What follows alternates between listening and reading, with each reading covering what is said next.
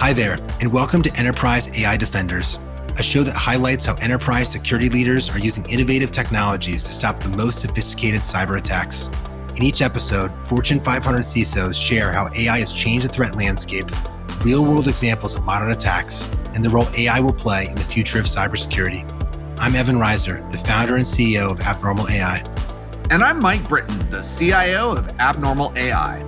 Today on the show, we're bringing you a conversation with Martin Strasburger, Senior Vice President and Chief Security Officer at Duke Energy. Duke is one of the largest electric and gas utilities in the U.S., serving 11 million customers across the Southeast. There were three interesting things that stood out to me in our conversation. First, after attackers physically damaged two Duke substations in 2022, Martin's team built an AI-driven defense system to spot weapons, track patterns, and stop threats before they escalate. Second, Duke is using AI and drones for rapid post-hurricane assessments, with edge computing analyzing storm damage in real time to speed up recovery. And finally, Martin sees AI-powered phishing and deepfakes as top threats, especially since many attacks target employees' personal devices, making training his first line of defense. Martin, first of all, thank you so much for joining us. Mike and I are really looking forward to this conversation. Maybe to start, do you mind giving our audience a background about kind of your career and maybe your current role at Duke Energy? So my name is Martin Strasburger. I am the Chief Security Officer at Duke Energy. We're arguably the largest electric and gas utility in the United States. We serve about 11 million customers in several states in the Southeast. It's a great industry to be in. It's really a lot of satisfaction in delivering gas and electric service to our customers and help empower their lives. That's the motto of our company. So I have cybersecurity, physical security, and aviation.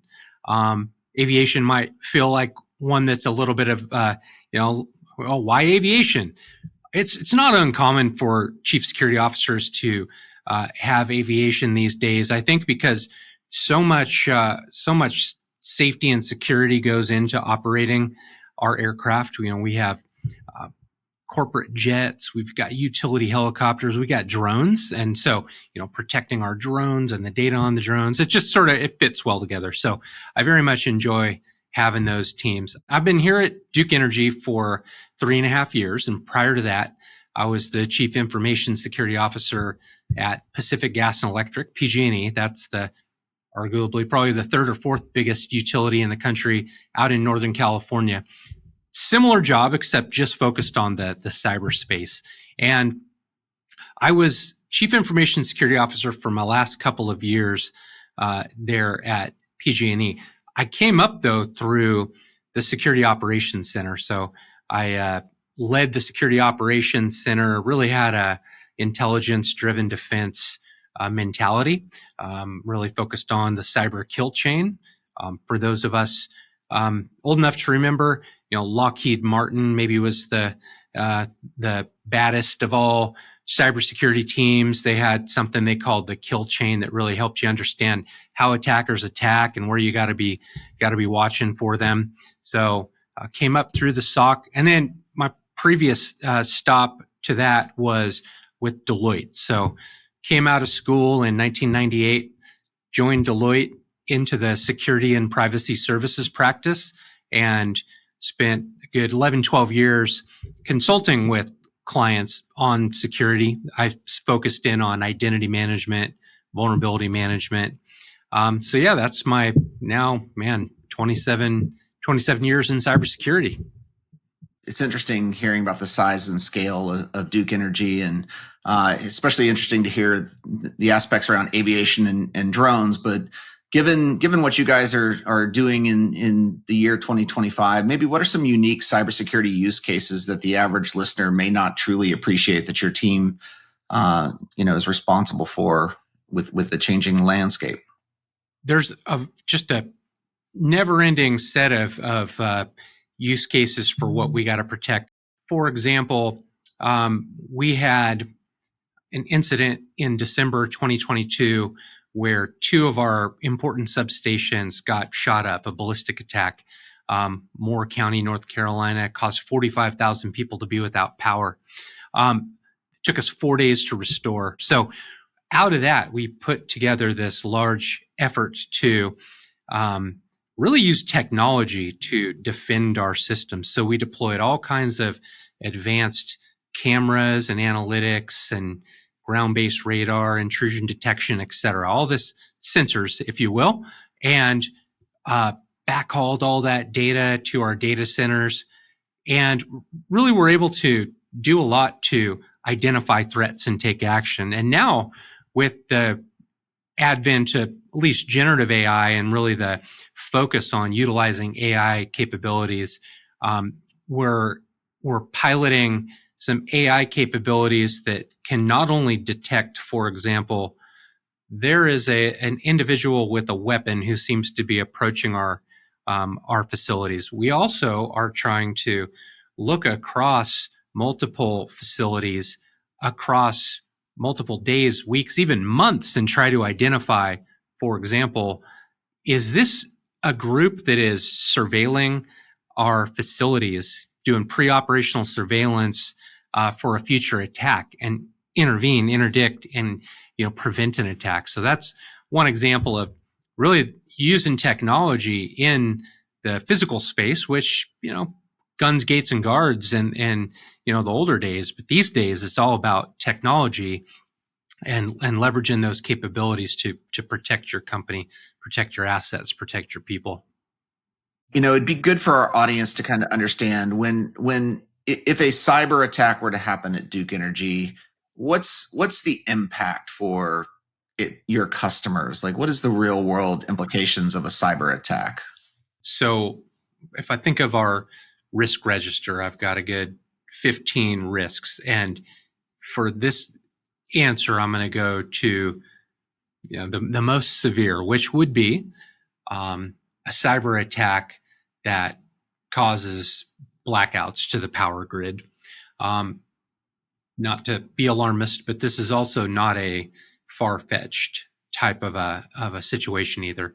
We hear people like the former director of the FBI talking about how China is a very sophisticated adversary who is trying to build capabilities and do surveillance so that they could potentially take out the power grid. So you could imagine then a bad actor somehow is able to gain a foothold into our environment, able to pivot over to our energy control systems, is able to then take control of our energy control systems and start manipulating the grid, shutting the grid off, potentially even manipulating it so that the equipment is damaged, which would take us longer to respond.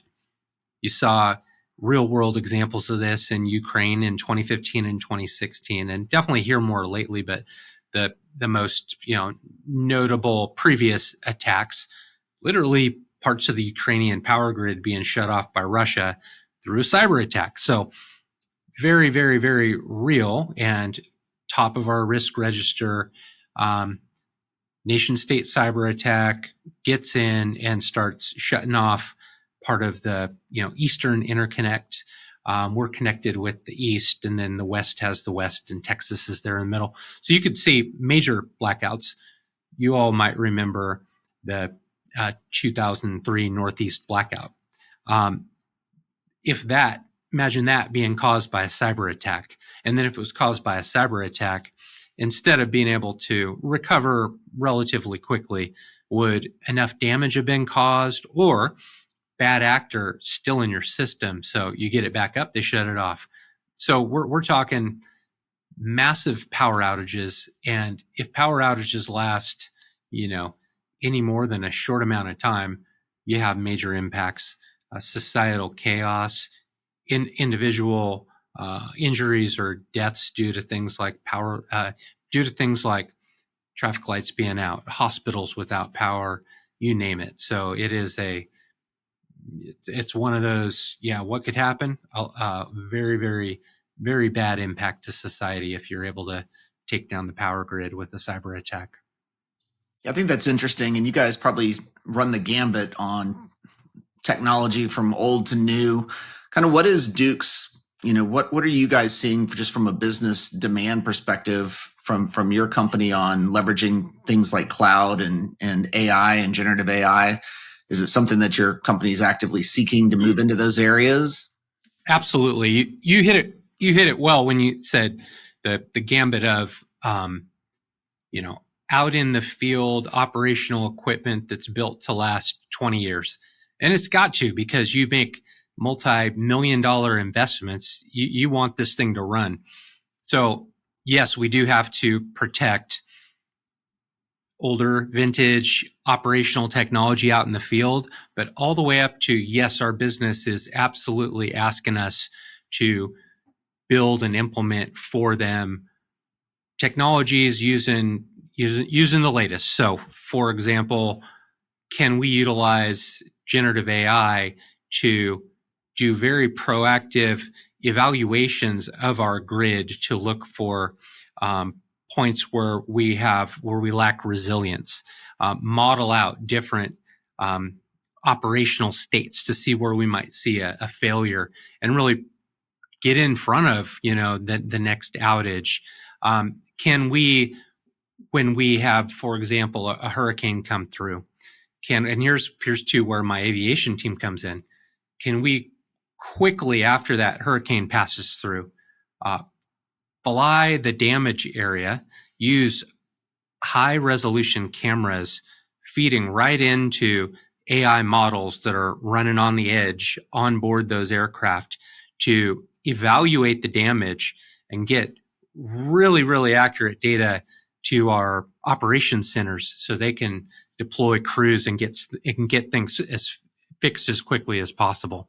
So we have a high level of demand from the business to leverage these modern technologies. Of course, my team is there to design the security controls into those systems, make sure they're secure. We have a great IT team as well. I don't actually report to the CIO. We're peers. CIO and I reporting to a leader, and I think our teams have a very good partnership where they are pushing the business to adopt modern technologies, and we're there right with them, ensuring that whatever we're going to design and build is built securely and operated securely. If we went back 10 years and someone told us, we're going to be flying around drones to automatically inspect equipment and read sensors from a mile away with a telescopic lens, or, our employees will be asking these virtual AIs, advice about how to do their job. Or, whatever these other kind of, we have to worry about criminals creating AI deepfakes of our employees and kind of spoofing, tricking people. Those would have sounded like, again, science fiction in the past. Still today, I think there's a lot of people listening that are unsure, where should I be? Is that just, hype, right, in marketing, or is there real stuff there? When you think about kind of how the bad guys use some of these new technologies against us in the future, what's kind of what's real and what's hype? Where do you, what kind of draws your attention, or what are maybe some of the specific use cases you feel, you feel kind of motivation to be extra prepared for, and which ones do you think are a little more kind of more fantasy? Here's a space where you do especially rely on your partners, both in industry like you all, in the government, national labs as an example. They're the ones who can really focus on what are the innovative ways that bad actors are using new technology. But we see with our own eyes, we see bad actors utilizing AI, for example, to create really outstanding phishing campaigns, to spin up really creative typo squatting domains to try to lure you to their site. To your point, the deepfakes are just terrifying, right? I mean, for society overall, we've got a sophisticated security team, but if I've got bad actor sending a deepfake phone call to one of my employees or contractors' phone, I don't even have any visibility into that because I do not monitor your personal cell phone. So how am I even going to intervene in that? So training and awareness to our personnel. So I really think that the use of AI in social engineering is my biggest concern. And again, so much of that is outside of my control as the security leader. I can harden my network, buy the best tools, etc. But when, again, you got a bad actor doing a call to somebody's mobile device, my only line of defense in that case is that person. Have we trained them? Are they aware enough that they should not fall for that voice phishing call, for example? So that is very, very concerning. Now, I don't want to quite say quantum and what's going to happen when quantum is available is hype. It's far enough out there that I'm convinced that eventually, and the time frames differ, right? I don't know any better than anybody else. Is it 3 years? Is it 5 years? Where quantum computing capabilities will be commercially available, and the price point will be such that bad actors will use it. Can they defeat current encryption algorithms? And do we all of a sudden have this big, data breach type of a problem? Previously exfiltrated encrypted data is getting decrypted. I believe that's likely the case, but then what else? Like, what is oh man, the world going to come to end when quantum is available? It feels a little bit like Y2K. However, I do believe it's very feasible that the encryption threat, that the decryption, the failure of our modern encryption algorithms, and need to move to quantum resistant algorithms, that feels like it's gonna happen. But what else? Probably not the end of the world. I think that one might be a little hyped up. Yeah, and I feel like quantum is still the TBD to really understand the impact, both from good and bad. But we're definitely seeing it with AI and social engineering, like you mentioned earlier. When we think about these things, where do you feel like AI could play a role in stopping these social engineering attacks and some of these advanced attacks that the bad guys are using with AI today? Where's AI for the role of the defender? Well, I had used vishing as an example.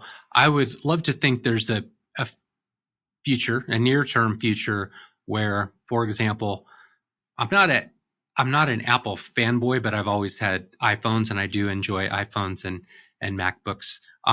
But could Apple build into the iOS? I mean, we already have Apple AI. Build into the iOS capabilities that would really, really help anybody, including myself, avoid falling victim to that phone scam, to that FaceTime scam, to that WhatsApp scam. Be able to detect that it is a deep fake, or that that it's doesn't match a pattern of previously exhibited communication that you've done.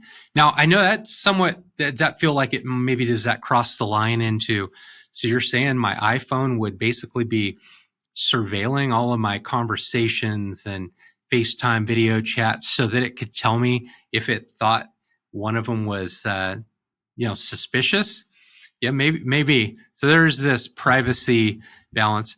Notice I didn't say that Duke Energy would purchase and install that kind of a security capability. I'm talking more, could it be a feature in your own device that you buy we can enjoy? And then on the side of, well, what can I control? I absolutely do think that the ability to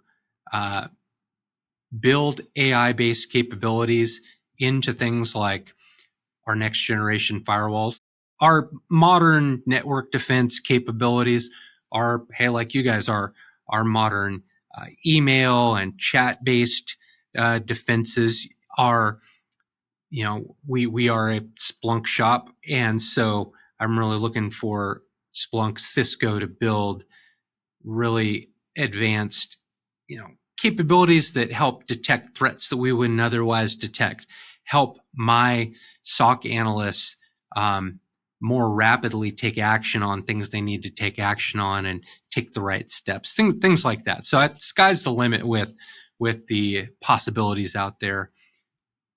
I don't want to say they're slow to come because this has all been moving real fast, but when are we going to start seeing the just very, very concrete, very accessible AI-based security capabilities that we can start to leverage? I think it's still probably a little bit more of the more advanced technical shops have been able to build something here or there. But I'm thinking over the next 12 to 24 months, we're just going to see massive innovation by companies that build security products and more sophisticated corporations that have security teams building sort of custom security capabilities leveraging AI. I feel like we're in a similar boat with many of our peers, and speaking with a lot of my peers, I do feel like, yeah, we're all in somewhat similar situations where we all have some initiatives focused on AI. How could you not? It's such promising technology, but we all struggle with where are the right places to invest, because there's a lack of a track record of good, concrete, proven examples with an ROI out there. So you're all sort of innovating and experimenting. And while, I run a security team at a utility company. We're not a Facebook or a Google or some super hardcore tech development shop. So I'm looking either to my internal IT department, which is a very impressive internal corporate IT department, and they have some AI-based development capabilities. So I do have a couple of projects where we're doing some use case development and some innovation there. But I'm also heavily looking at my vendors and saying, hey, you know that we've got network defense capabilities. You guys know better than I do how you could possibly leverage AI to improve these capabilities I already buy from you. So it's a little bit of, I want you all to develop that, and I'll be happy to purchase it if it works. So I don't have I'm in the same boat as everybody trying to figure out what precisely to invest in. I'm investing in a small amount of internal development done by my IT team, and then working with some of my big cybersecurity technology vendors to try to push them to build capabilities into their products.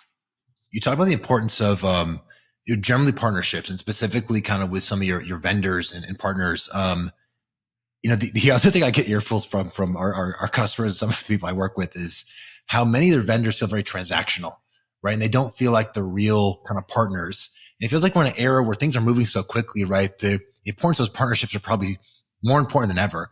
So what would be your advice to like the average security vendor out there, right? How can they really be showing up to kind of help their customers, help the community, help us all kind of navigate this? Like, what would be, if you kind of give a message to like each of the CEOs or whoever the right people are in these companies, like what's more important than ever for how kind of, the technology suppliers kind of show up in this era?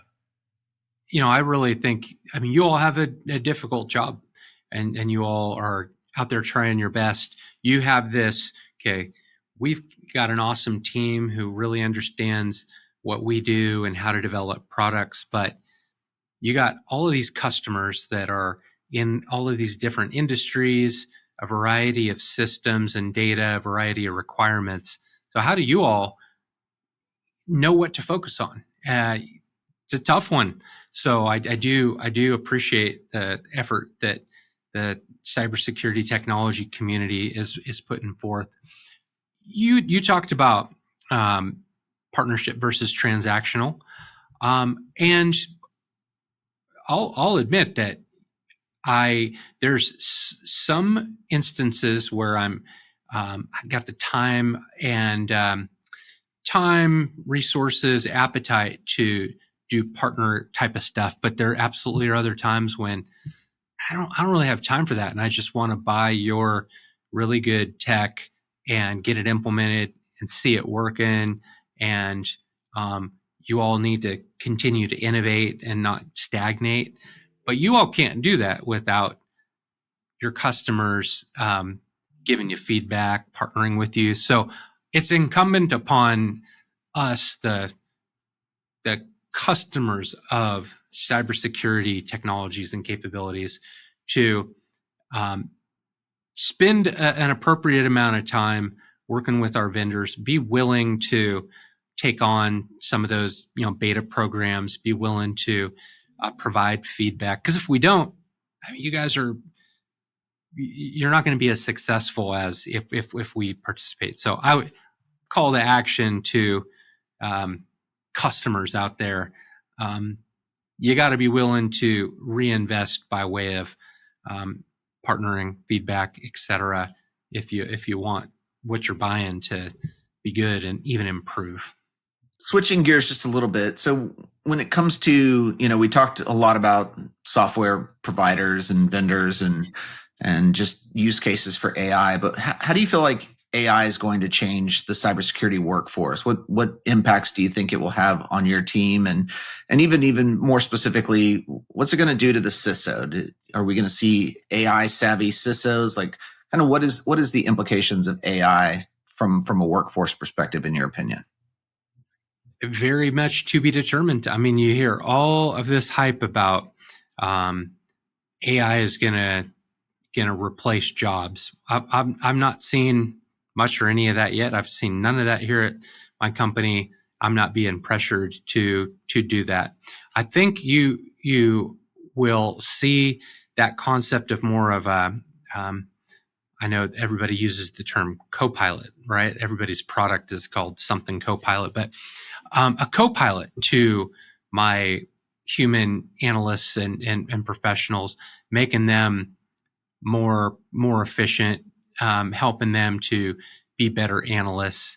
I think it's going to be a while before we truly see, does AI have an ability to replace skilled professionals in the security arena, or is it more of a supplement that can help them? I also am realistic in I've read and heard about the ability of AI to generate code and the impact on the developer world, the coder world. So it's not that security is immune to it, but I'm just not yet seeing concrete examples where you can, truly have AI replace what a human does. Okay, I think we only got a couple minutes left, and our producer is kicking me under the table. So would you like to end this episode with like a quick lightning round where we ask you some questions, and we're looking for like the one tweet response for questions that are impossible to answer in one tweet. So please forgive us. But Mike, you want to kick it off? Sure. What advice would you give someone stepping into their very first CISO job? Maybe something that they would overestimate or underestimate about the role. Stay calm. Surround yourself with good people. Everything's going to be okay. Just take care of your health. Just try to stay calm. What's advice you would share to the next generation to kind of share and motivate the next generation of security leaders? It's a great and rewarding job. I think the future is bright for cybersecurity professionals. Definitely, if you're in college or early career, learn everything you can about AI. On the more personal side, what's a book that you've read that's had a big impact on you and why? And it doesn't necessarily need to be work related. My all-time favorite work-related book, which I'll call out, The Phoenix Project. A good old-fashioned, all of us tech folks know that book. It's just one of those, just such a funny read, because it's like, oh, that's exactly how things work here. Maybe we've cleaned up a lot of that, but it's just everybody can see so much of where they work and what they do in that. And it has just such good common sense advice for running things more effectively. So I love that book. Martin, final question, 'cause I know we're almost out of time. What do you think will be true about the future of AI and cybersecurity that most of your peers would consider science fiction? Like, what's your kind of contrarian take? Like, what do you believe that most people don't? That it's partially hyped up, and you are not going to have your AI fighting my AI with no humans involved. That we're going to be AI enabled with AI helpers, but it's still going to be a highly skilled army of cybersecurity professional humans. I have no idea what's going to happen, but I think we're going to find out a lot more in the next couple of years. More will be revealed. Well, Martin, thank you so much for making time. Thank you and your team for the great work you do to keep, like I said, keep our society powered and up and running. And looking forward to chatting again with you soon. Absolutely. Thanks for having me. Happy to do it. That was Martin Strasburger, Senior Vice President and Chief Security Officer at Duke Energy. I'm Mike Britton, the CIO of Abnormal AI. And I'm Evan Reiser, the founder and CEO of Abnormal AI. Thanks for listening to Enterprise AI Defenders. Please be sure to subscribe so you never miss an episode. Learn more about how AI is transforming cybersecurity at enterprisesoftware.blog. This show is produced by Josh Meir. See you next time.